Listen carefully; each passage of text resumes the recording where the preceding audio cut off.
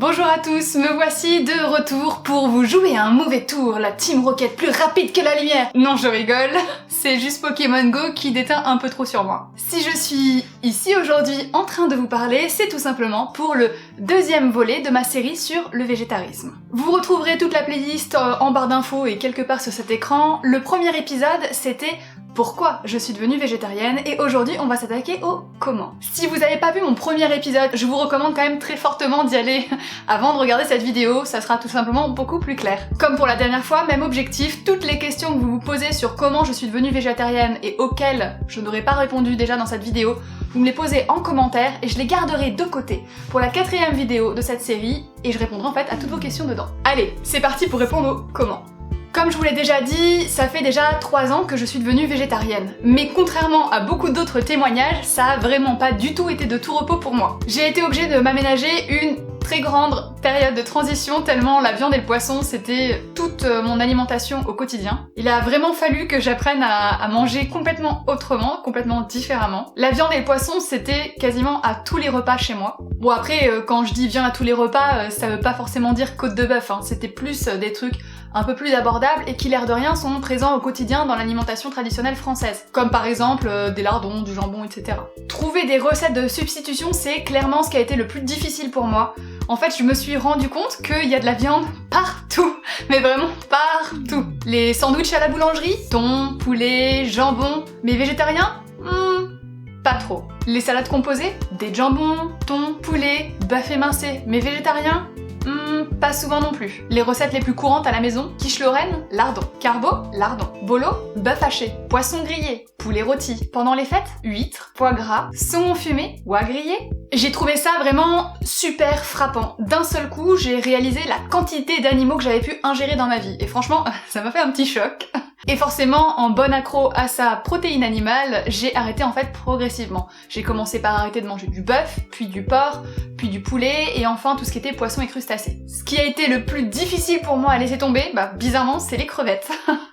Oui, je sais, on s'attend pas forcément à ça. Déjà, j'adore ça, et puis de façon assez hypocrite, il faut le dire, je me disais, ça doit pas souffrir quand même beaucoup, non? Je sais, c'est vraiment horrible de dire ça, surtout qu'a priori, à partir du moment où il y a un système nerveux, il y a pas de raison de croire qu'il fonctionne pas comme partout ailleurs. Normalement, quoi. Et au final, c'est l'environnement qui m'a fait lâcher mes crevettes. Écoutez bien ce fait. Pour 1 kg de crevettes pêchées, c'est en moyenne 20 autres kilos de poissons et animaux marins, comme par exemple des hippocampes, qui sont ramassés au passage et qui meurent évidemment pour rien, puisque ce sont des espèces qui ne sont même pas commercialisées. Perso, ça m'a coupé l'appétit. La question la plus posée généralement quand on parle de transition vers le végétarisme ou le végétalisme, c'est combien de temps ça t'a pris? Moi je dirais que ça m'a pris environ 6 mois pour passer de super carnivore à super végé. Personnellement quand je me suis renseignée avant d'entamer ma transition, j'étais carrément effrayée en entendant les autres témoignages qui disaient grosso modo « Moi du jour au lendemain j'ai tout arrêté. Moi en une nuit ma transition était faite. » Alors attention,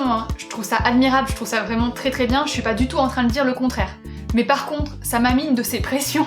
Bref, mon message y est très simple, c'est ne paniquez pas si pour vous c'est pas aussi facile que pour les autres. Je pense qu'on a tous notre façon de gérer un gros changement et que le principal c'est de se lancer et d'aller jusqu'au bout de sa décision, même si pour vous ça peut être un petit challenge. Et entre nous, si j'ai réussi, vous allez y arriver aussi. Vraiment, hein. En fait il suffit de savoir pourquoi vous le faites.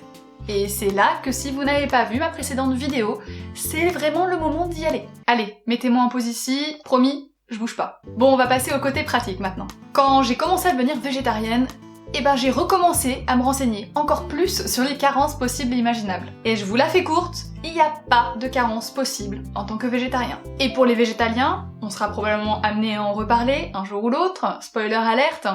Une carence en vitamine B12 est possible, mais elle est également super facilement évitable, il suffit de se supplémenter en prenant de temps en temps une petite gélule. Et c'est tout, c'est la seule carence possible, évidemment toujours dans le cadre d'une alimentation équilibrée. Parce que oui, je rappelle que dans n'importe quelle alimentation, à partir du moment où c'est pas équilibré, vous risquez d'avoir des carences. Je vous remets en barre d'informations les sources ultra intéressantes qui valident les alimentations végétariennes et végétaliennes comme étant appropriées à tout âge de la vie, si jamais l'envie vous prend d'aller les voir. Une fois que j'ai été rassurée sur l'absence de risque potentiel pour ma santé, oui, les habitudes dans la vie dure, j'ai fait plein de recherches de recettes, principalement sur internet. J'ai écumé YouTube, j'ai regardé des tonnes et des tonnes de blogs, Bref, je me suis renseignée autant que je le pouvais. Je me suis acheté plusieurs livres de recettes pour plusieurs raisons. Déjà parce que j'ai toujours aimé avoir des livres de recettes. En plus de ça, ça donne quand même carrément plus d'idées. Et puis surtout, ça m'a permis d'apprendre à cuisiner autrement. Et là, miracle, j'ai découvert un nouvel univers culinaire que je me suis approprié petit à petit, vraiment recette par recette. Et ce que j'ai fait, c'est que j'ai vidé petit à petit tous mes placards en consommant ce que j'avais quand même dedans, parce que je suis contre le gaspillage, donc j'allais pas jeter mes trucs comme ça. Et par contre, évidemment, je les rachetais pas derrière les produits animaux, hein. Sinon ça marche pas. A priori, voilà, ça ne marche pas comme ça.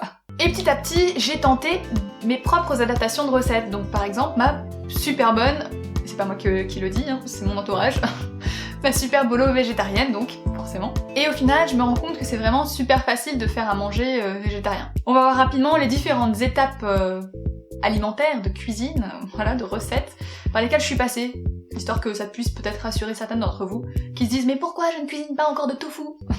Ne vous inquiétez pas. Donc comme il fallait vraiment tout reprendre dans mes habitudes alimentaires, je suis repartie de la base. Je cuisinais par exemple un céréale ou une légumineuse, je rajoutais des légumes cuits, des légumes crus, comme par exemple une jolie tomate, un trait d'huile d'olive, de l'ail, de l'oignon, des épices, du citron, et voilà. En fait, j'appelle même pas ça cuisiner, hein, parce qu'il y avait rien à faire à part assembler les éléments ensemble. Voilà, c'était tout ce qu'il y avait à faire. Je prenais et je mettais.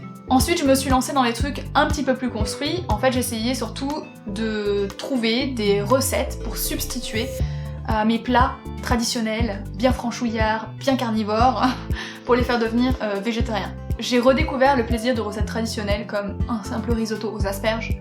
J'ai créé donc ma bolognaise végétarienne. Je me suis lancée dans un quinoto aux champignons. Ça c'est un risotto, mais à base de quinoa. Et évidemment, tous les trucs qui sont très facilement végétarisables. Comme toutes les tartes, pizzas, pâtes. Et finalement, la dernière étape où j'ai commencé à utiliser des trucs un peu chelous, comme dernièrement avec un tofu aux olives et à la tomate séchée, ce qui m'était absolument jamais arrivé en 3 ans de végétarisme. Donc oui, dire que les végétariens mangent du tofu à longueur de journée, c'est vraiment un cliché. Par la même occasion, si vous voulez des inspirations recettes végétariennes, voire végétaliennes, plus fréquemment que sur ma chaîne YouTube, je vous renvoie vers mon Instagram. Pour en revenir à mes histoires de tofu, j'ai vraiment... dit comme ça, c'était vraiment bizarre. J'ai vraiment commencé que très récemment en fait à arpenter les rayons chelous de mon magasin bio avec tous les trucs à base de tofu, machin, voilà, des trucs un petit peu spé. Déjà parce que on en a absolument pas besoin pour avoir une alimentation végétarienne équilibrée, hein, clairement, vous pouvez très bien vous en passer. Donc moi c'est vraiment très récemment que j'ai commencé à écumer les rayons un peu spécialisés sur le végétalisme de mon magasin bio, tout simplement par curiosité. Parce que oui, j'avoue, je me demande toujours quel goût ça va avoir. Voilà, je suis curieuse. Et je vais pas vous mentir, c'est pas toujours génial. Il y a des trucs qui sont pas très bons, voire même carrément dégueux. Il y en a d'autres où il y en a des très bonnes surprises. En fait, comme dans le commerce traditionnel, hein, vous pouvez tomber sur un très bon truc et puis un truc pas top du tout. Voilà, c'est tout pareil. Et la dernière raison, mais surtout celle qui compte le plus pour moi, c'est que si j'en prends pas souvent, c'est aussi parce que l'air de rien, ça coûte plus cher. Voici donc mes quelques recommandations si jamais vous avez décidé d'entamer une transition, vous aussi. Déjà, ma recommandation numéro 1, c'est de vous laisser le temps de vous adapter, faites vos recherches par vous-même, ne prenez pas pour argent comptant ce que tout le monde vous dit. Les sources que je vous ai mises en barre d'infos, n'hésitez pas à aller les feuilleter, à les lire, il y en a plein. Prenez le temps aussi de regarder dans ce que vous mangez ce qu'il y a de déjà végétarien, peut-être qu'il y a des choses, ou ce qu'il y a de facilement végétarisable, donc des recettes où vous pouvez facilement retirer la viande et le poisson et que vous aimerez quand même tel quel. Ma deuxième recommandation, c'est surtout de pas désespérer quand vous sortez. Faut pas croire que le végétarisme c'est un frein à la sociabilité, c'est pas le cas du tout. Déjà parce que les mœurs changent, elles évoluent, heureusement, donc on trouve de plus en plus d'options végétariennes au restaurant. En plus de ça, vous avez plein d'autres options. Par exemple, vous pouvez demander à échanger le jambon de votre salade par un œuf dur, c'est tout à fait possible, ou carrément à faire retirer l'élément viande ou poisson de ce que vous aviez l'intention de prendre. L'autre option que personnellement je préfère parce que j'ai pas du tout la sensation de me priver de quoi que ce soit ou d'avoir un traitement différent des autres, c'est d'aller dans un restaurant de cuisine du monde, parce que oui, vous trouverez toujours un plat végétarien dans un restaurant italien, mexicain, thaï, indien, marocain. Avec le recul que j'ai maintenant, Ma transition, elle a été longue, mais au final, elle s'est faite assez naturellement, assez simplement. En fait, je suis tellement convaincue que c'est ce qu'il y a de mieux pour moi, pour la planète et pour les animaux, que j'ai pas de raison en fait de revenir en arrière. Devenir végétarienne, ça a vraiment eu plein d'impacts sur ma vie, positif comme négatif en fait, faut le dire. Mais je vais pas vous en parler plus aujourd'hui parce que ça c'est le sujet de ma prochaine vidéo, donc n'hésite pas à t'abonner si tu veux voir le 3e épisode de ma série sur le végétarisme. J'espère que ce 2e épisode sur mon expérience du végétarisme vous a appris des choses. N'hésitez pas à me poser donc en commentaire les questions auxquelles je n'aurais pas répondu au cours de cette vidéo. J'y répondrai avec grand plaisir dans le 4e épisode de cette série. Si vous voulez savoir comment manger bio sans y laisser un bras, c'est juste là. Sinon, vous pouvez aller voir ma précédente vidéo juste ici. Sinon, vous avez peut-être remarqué que le rythme a un peu ralenti. J'ai enchaîné 2 déménagements avec un emménagement, puis je suis partie aux États-Unis. D'ailleurs, vous avez peut-être suivi mes aventures via les vlogs que j'ai pu poster sur cette chaîne, sinon je vous mettrai la playlist quelque part par là. Forcément, en rentrant, j'ai eu beaucoup de travail, et je suis repartie pendant 2 semaines, à nouveau à l'étranger, mais avec ma famille cette fois, en Inde. Bon, je sais pas si vous en avez entendu parler, mais sur YouTube, il y a eu une grosse nouveauté ces dernières semaines, qui me concerne en grosse partie. Alors voilà, avec William, alias Doc7, on a lancé une chaîne commune. C'est une chaîne qui va surtout parler de découverte, de façon générale. Et il y a déjà une première vidéo qui est en ligne, sur Las Vegas. Donc si jamais vous aimez voyager, ou que c'est un gros projet pour votre vie future, n'hésitez pas à aller jeter un œil sur cette chaîne. Et je vous ai pas dit, elle s'appelle L'aventure à 2, et je vous mettrai le lien en barre d'infos. Et moi je vous dis à bientôt, avec une nouvelle vidéo.